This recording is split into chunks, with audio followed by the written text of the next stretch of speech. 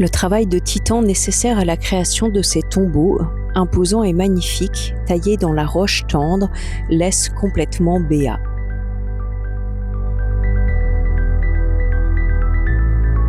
L'accès à la cité se fait par le Siq, un canyon de 2 km, large de 2 mètres, encaissé par des escarpements rocheux de couleur bigarrée de 200 mètres de haut.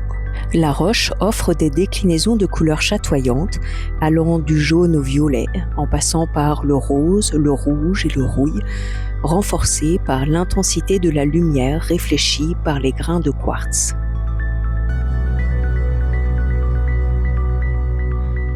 Les Nabatéens, un peuple nomade d'Arabie occidentale, y établissent leur capitale et gagnent le contrôle des voies commerciales très lucratives.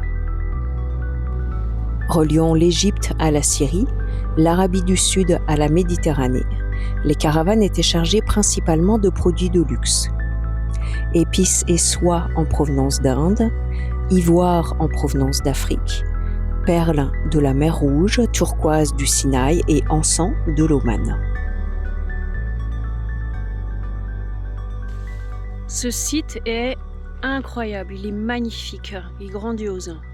Et ce qui le rend aussi beau, aussi impressionnant, majestueux, c'est évidemment les constructions des Nabatéens. Il y en a des centaines. Il y a des centaines de caves, de tombeaux, d'immenses salles. Et puis c'est aussi l'environnement. Les montagnes sont majestueuses, les couleurs, la diversité des couleurs dans la roche sont incroyables.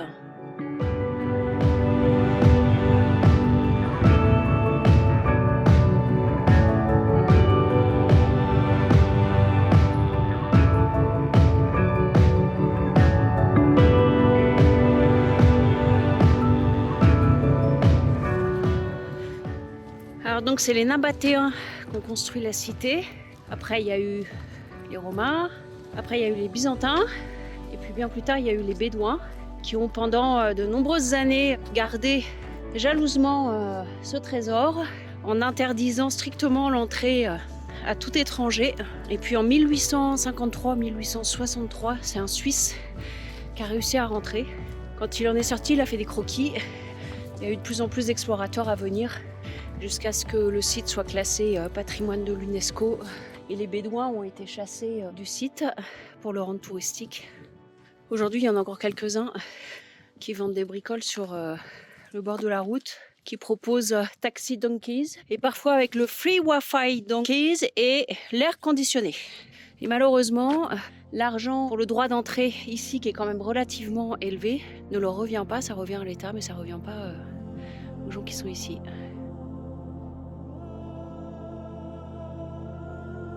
Les Bédouins ont été chassés des lieux au profit du tourisme.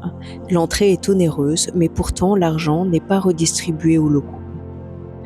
En marchant au-delà des sentiers battus, j'ai vu de nombreuses familles dans le dénuement le plus extrême, vivant dans des grottes, les gamins habillés en guenilles et pieds nus en plein hiver.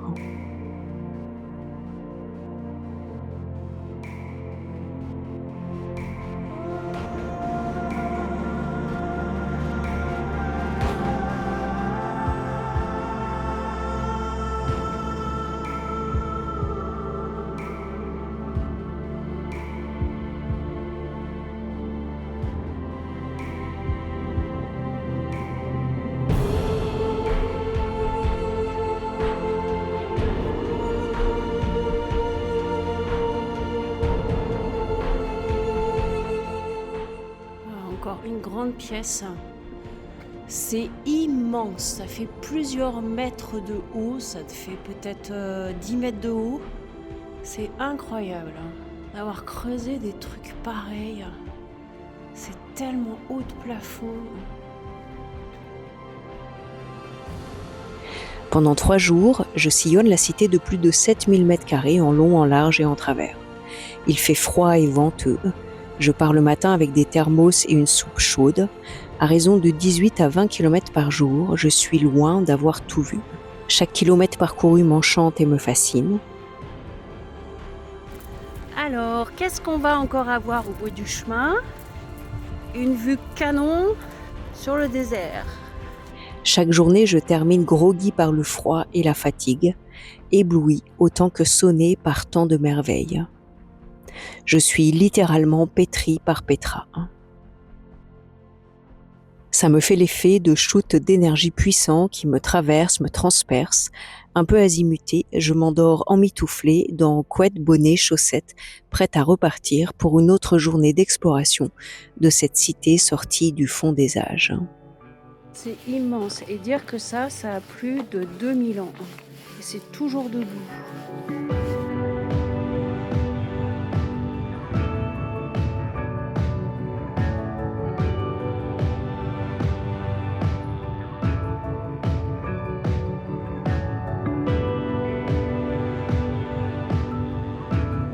Alors c'est impressionnant en Jordanie, le dispositif de sécurité qui est déployé partout. Là ici à Petra, il y a plusieurs 4x4 blindés, c'est des véritables véhicules de guerre. Et je leur ai demandé s'ils étaient là spécifiquement liés à la situation extérieure ou s'ils étaient tout le temps là. Apparemment, ils sont tout le temps là. Donc il y a un dispositif de sécurité qui est constamment présent. Bon, puis avec tous ces militaires, je me rends compte que je m'y suis habituée en fait. Ça m'a saisi une fois quand je suis arrivée en Irak. Ça m'a fait... Puis après, ça fait bon, ok, d'accord. Désormais, maintenant, c'est comme ça. Là, ça m'inquiète pas du tout, ça me fait pas du tout flipper. Avec l'expérience de voyage, mine de rien, je me rends compte que j'ai quand même une certaine assise et que pour être impressionnée, j'ai l'impression qu'il faut quand même envoyer du lourd, quoi.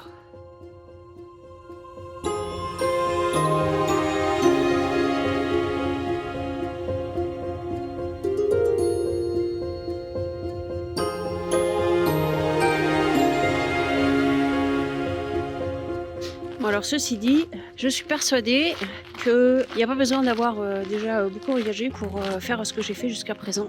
Une fois qu'on est sur la péninsule arabique, après il n'y a plus de challenge majeur.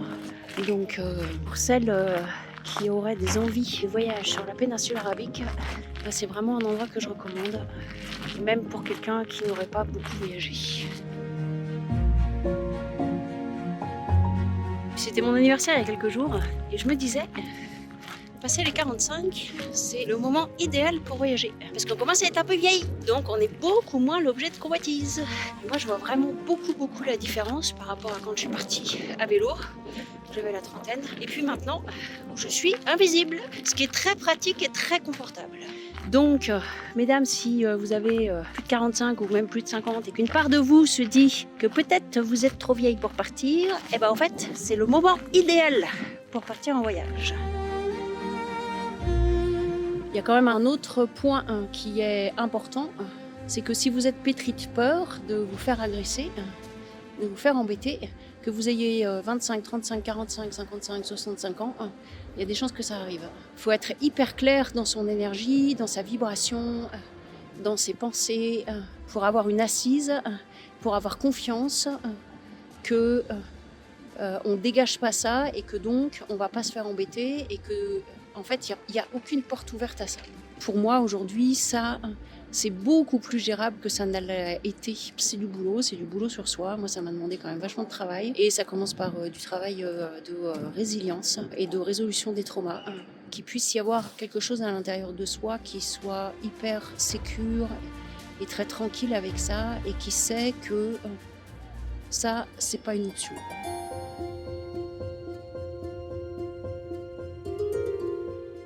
Pour finir sur ce thème-là, il y a des tarés partout. Il faut savoir que même si on a une énergie qui est claire et que si on est bien ancré, ça peut arriver. Donc ça veut dire qu'il faut être toujours vigilant et que en fait la vigilance devient une seconde nature quand on est en voyage. Moi je fais hyper attention à mes tenues vestimentaires. Je suis habillée avec des vêtements amples. J'ai souvent un foulard qui va me couvrir donc la tête dans les pays musulmans, mais aussi le buste. Donc ça fait partie aussi des règles. Moi, je suis habillée un peu comme une savate. Ma sécurité n'a pas de prix. Donc, je m'en fous de comment je suis habillée. Je veux juste être habillée en sécurité et confortable.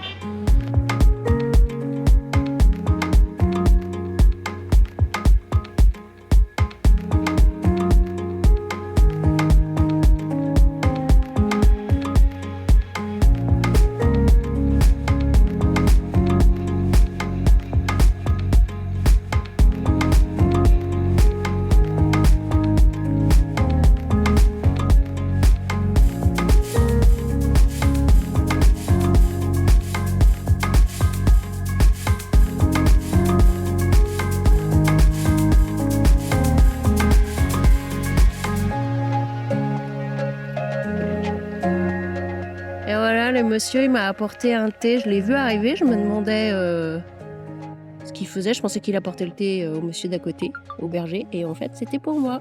Oh là là, les gens sont vraiment gentils. Donc j'étais en train de redescendre. Le berger, il m'a vu de loin. Il a préparé un thé. Il est venu à ma rencontre pour me proposer un thé. Et puis là, il y a une voiture d'autres bergers qui montaient. Ils se sont arrêtés pour discuter un peu. Et puis je le vois aller chercher un petit paquet. C'est des bonbons. Il m'a donné des bonbons. C'est génial. Ces petits villages, ils sont vraiment super. C'est hyper calme. Les gens sont tellement gentils.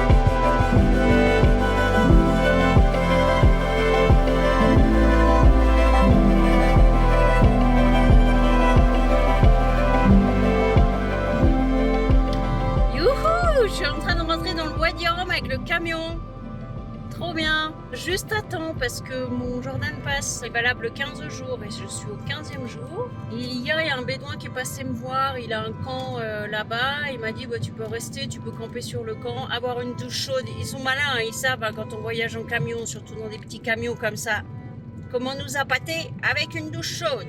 Donc je vais aller sur son camp. Je ne sais pas si je vais y arriver parce qu'il m'a demandé si j'avais un 4x4. Alors je lui ai dit bah non. Il m'a dit bah peut-être que tu vas y arriver mais c'est pas sûr.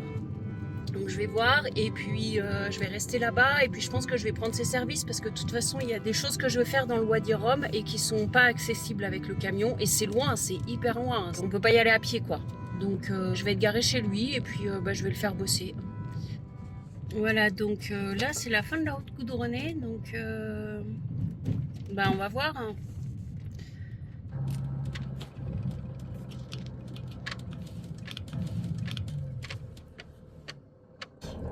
Oh putain.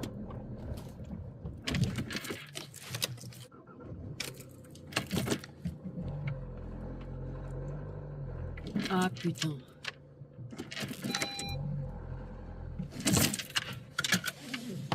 Bon bah voilà, je serais pas allée très loin dans le sable. Hein. Donc ça a pas l'air comme ça beaucoup, mais ça patine. Donc je sais pas grand chose pour rouler dans le sable, mais je sais un truc, c'est que quand ça commence à patiner, faut surtout pas insister, parce que sinon c'est pire, ça creuse et c'est pire. Du coup j'ai appelé le gars chez qui je dois aller. Il m'a dit alors tu bouges pas, t'accélères pas, tu dégonfles pas, tu fais rien, j'arrive. Pour pas que ce soit pire. Bon voilà, bref, j'apprends. Bon c'est bien, j'apprends en sécurité avec des gens autour pour me sortir d'une mauvaise passe. Bon, finalement, on a dégonflé. Par contre, il faut que je roule en première pour avoir du gaz. Non, mais moi, je vais pas passer, là. Ouh il me fait passer par des endroits... Oh, purée. Oh là là là là là là là là. Oh je comprends pourquoi il m'a demandé si j'avais un 4x4. Hein. C'est hallucinant de conduire sur du sable. Tu as combien là? Je suis à 30 km/h. Oh purée, ça passe. Oh la vache, ça passe. Ça fait un peu d'aquaplaning, mais ça passe. C'est dingue. Je pensais pas que je pourrais faire des trucs comme ça avec le camion. Je sais pas où je vais arriver. Mais juste pour cette expérience-là, c'est bon. J'ai mon cadeau. Je vais arriver jusqu'au camp avec le camion. Oh c'est dingue. Bon faut que je mette mes lunettes parce que je vois mieux la route. Oh là là, bah alors là après ça je crois que je vais pouvoir oser me faire un peu plus de désert. Je vais être au milieu du Wadi Rum avec le camion. Une fois que je suis là-bas, je bouge plus pendant une semaine. Oh, j'en reviens pas d'où est-ce que je passe. J'en reviens pas. Ouh, je suis arrivée.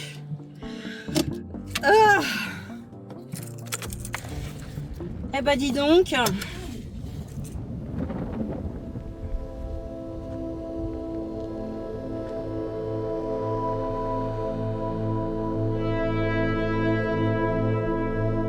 Incomparable à nul autre paysage vu ailleurs dans mes voyages, même ceux du Ladakh ou de l'Afghanistan, qui sont restés gravés dans ma mémoire autant que dans mes cellules. Tout ici semble en ordre parfait, d'une beauté miraculeuse. Un lieu à la fois obscur, surnaturel, magique, féerique et puissant. Il y avait la mer ici avant, c'est dingue, hein? La mer Rouge, elle est à 45 km, à vol d'oiseau et à travers le désert. La mer partout ici. Et puis il y a 300 ans, les Bédouins d'Arabie Saoudite, ils sont venus se mettre là, au village de Rome. Parce qu'il y a des puits, il y a 40 sources. Là, il y a 2 rainures, l'eau elle coule et elle est canalisée là.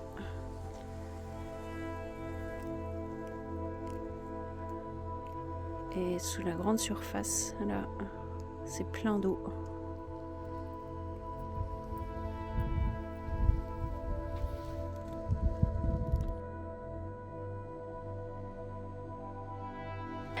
Magique comme l'a été la façon dont je me suis retrouvée sur le camp d'Abdoul pendant 4 jours.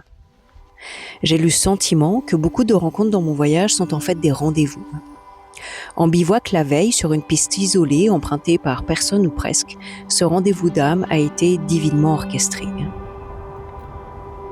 Abdoul, il avait même pas vu ces inscriptions là. En faisant le tour de la roche, on vient de les voir. Il y a plein d'animaux.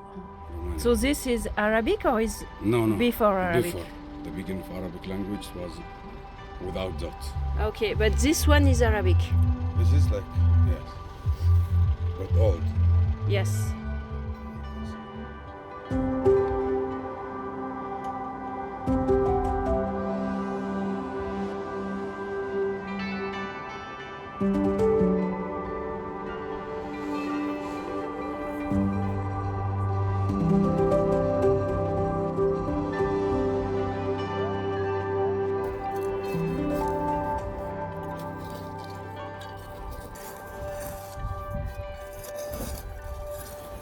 Ramassage de bois pour ce soir.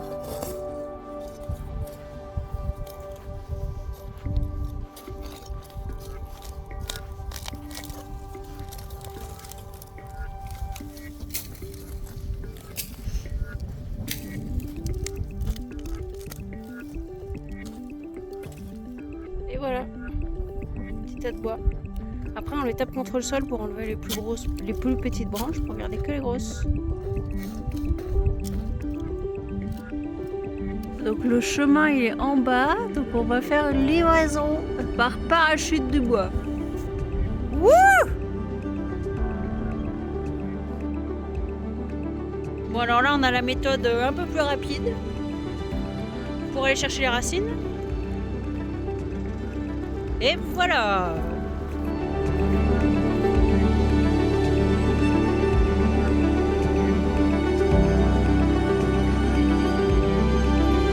Je suis allée faire un grand tour autour du camp là, et là il y a un gars qui passe en 4x4 qui s'est arrêté, qui m'a demandé où est-ce que j'allais. Donc je lui ai montré, il m'a dit mais tu vas à quel camp, tu restes avec qui? Donc je lui ai dit je suis à ce camp là, je suis avec Abdoul, je suis pas perdue. Ah d'accord, ok, bon bah ça va alors. Et puis il est parti. Voilà, et ça c'est vraiment la culture du désert. Et puis je trouve particulièrement ici, ils sont attentionnés. Parce qu'évidemment, de toute façon, le climat est tellement rude, quoi. C'est tellement... c'est hyper grand. Il n'y a pas d'eau, il n'y a rien.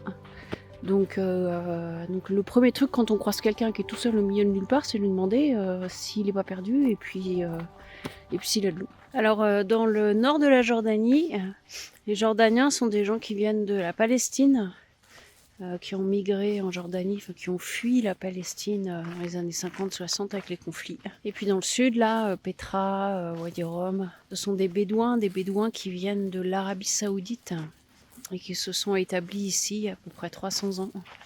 Donc c'est des cultures quand même assez différentes, des ethnies différentes. Et puis vraiment des faciès aussi très très différents. Les faciès des gens d'ici ne ressemblent pas du tout à ceux du nord de la Jordanie. On a vraiment l'impression que c'est deux peuples qui sont différents. Et de fait, celles-là, ils ont des origines vraiment différentes et des histoires différentes.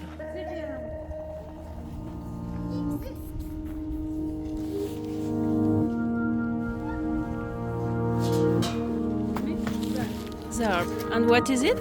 Chicken and potato. And potato, okay. Vegetarian. And rice, okay.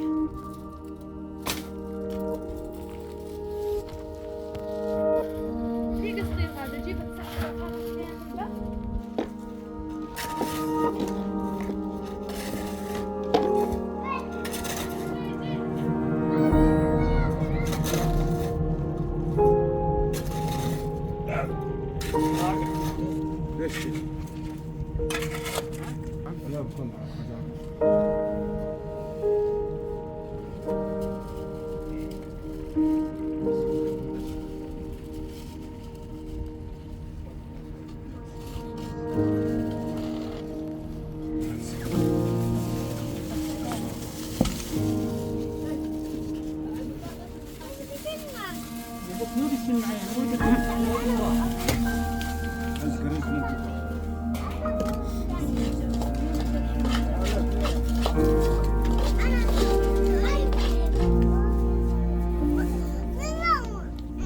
خلنا نحط له قطع في الحامل.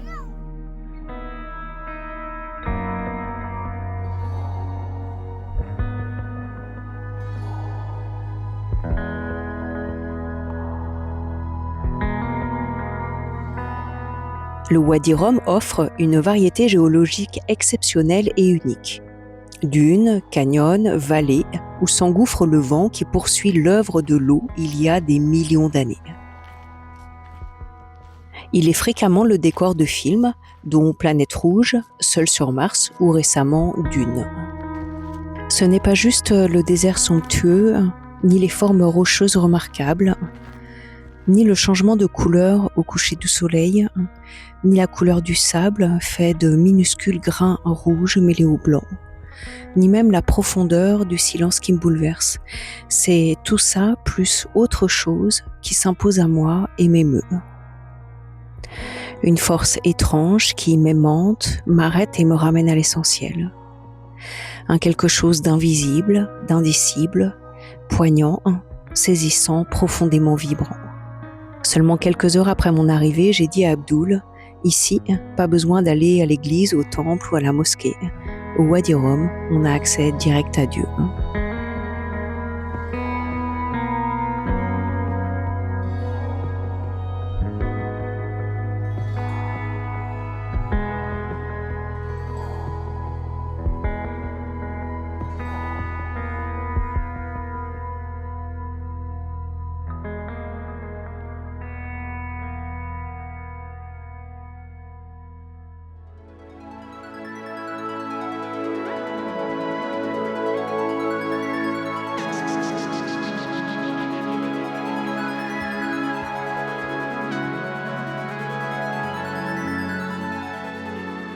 Quand je me suis dit ouais j'aimerais bien passer 3-4 jours dans le Wadi Rum, je me suis dit non mais ça c'est trop quoi. Avec mon camion je peux pas, et puis de faire une rando pendant 4 jours ça fait vraiment cher. Donc tout de suite il y a une partie de moi qui a fait non, et puis juste après je me suis dit mais en fait rappelle-toi de mettre du rêve dans le rêve et que la vie est hyper créative, donc il y a des chances que ça se fasse d'une manière ou d'une autre.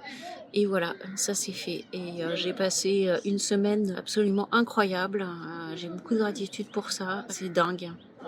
Donc là, j'accuse un peu le coup d'arriver en ville. C'est quand même très différent. C'est de la ville. C'est pas du tout le même climat. Il y a beaucoup de monde. Il y a beaucoup de bruit. C'est beaucoup moins joli. Mais les gens restent très gentils. Donc ça va. En me baladant en ville, il y a plusieurs jeunes femmes qui sont venues me dire bonjour, me demander où je venais, qu'est-ce que je faisais là, etc. Donc c'était chouette.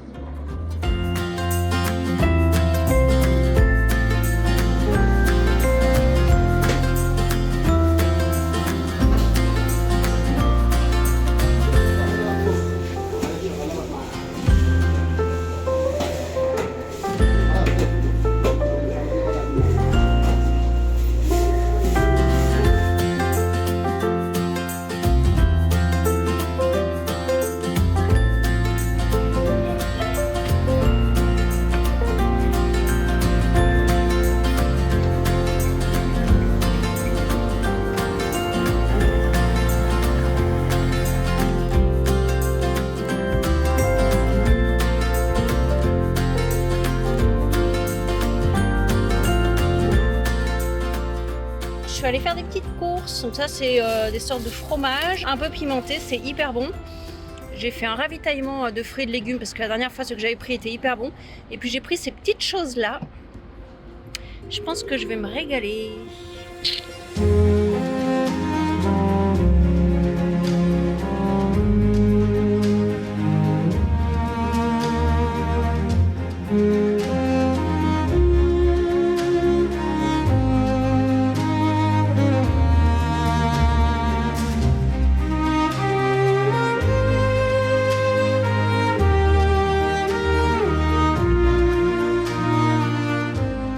Alors j'ai quitté Aqaba et je suis sur la route pour aller vers l'Arabie Saoudite. Alors cet endroit est vraiment génial parce que c'est hyper beau, c'est super calme.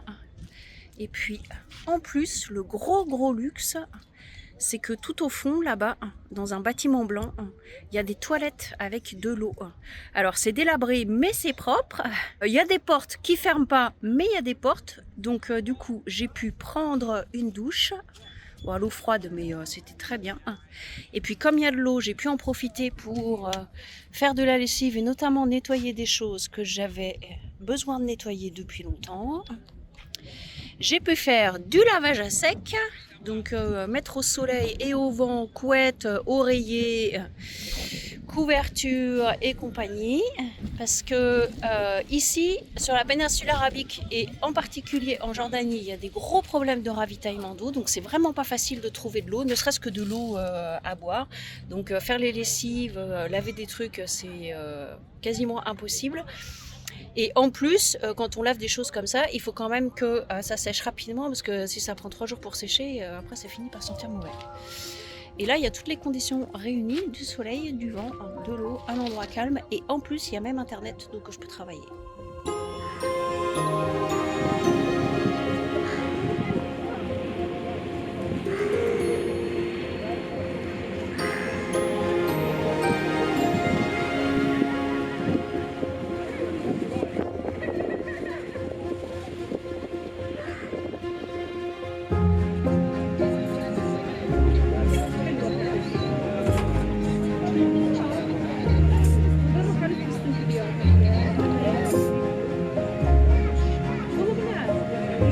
شوفي